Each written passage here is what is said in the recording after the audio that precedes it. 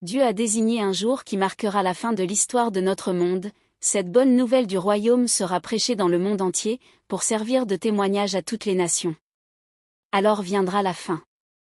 La prophétie s'accomplit rapidement. Il y a encore beaucoup de choses à dire sur ces sujets d'une importance capitale. Il est tout près, le jour où le destin des âmes doit être à tout jamais arrêté. Nous devrions faire tous nos efforts pour présenter ces vérités au monde.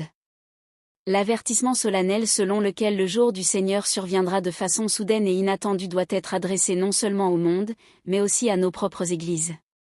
L'avertissement terrible de la prophétie est destiné à toute âme.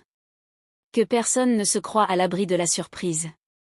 Aucune interprétation de la prophétie ne doit vous faire oublier les événements qui nous montrent à l'évidence que ce grand moment est tout proche. Nous ne pouvons décrire avec précision les scènes qui se dérouleront à l'avenir, dans le monde, mais nous savons clairement que, dans les temps actuels, nous devons veiller à la prière, car le grand jour du Seigneur est tout près. La marque de la bête est exactement telle qu'elle a été annoncée qu'elle serait. Nous n'avons pas encore tout compris à cet égard, et tout ne sera pas compris tant que le livre n'aura pas été entièrement déroulé.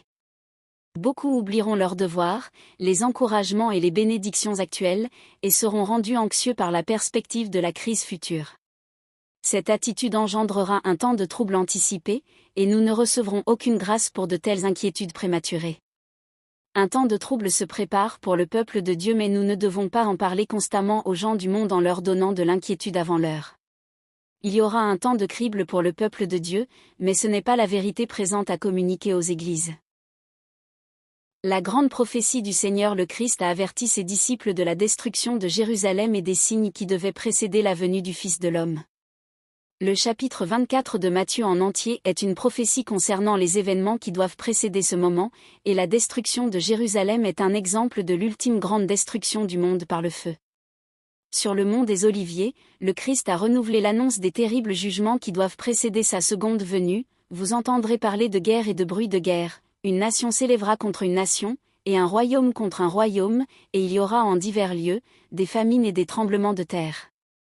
Tout cela ne sera que le commencement des douleurs. Matthieu 24, 6-8. Bien que ces prophéties se soient partiellement accomplies lors de la destruction de Jérusalem, elles auront dans les tout derniers jours une application beaucoup plus directe.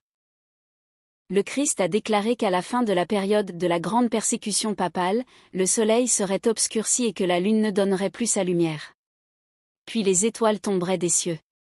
Puis il dit, « Instruisez-vous par une comparaison tirée du figuier. Dès que ses branches deviennent tendres, et que les feuilles poussent, vous connaissez que l'été est proche.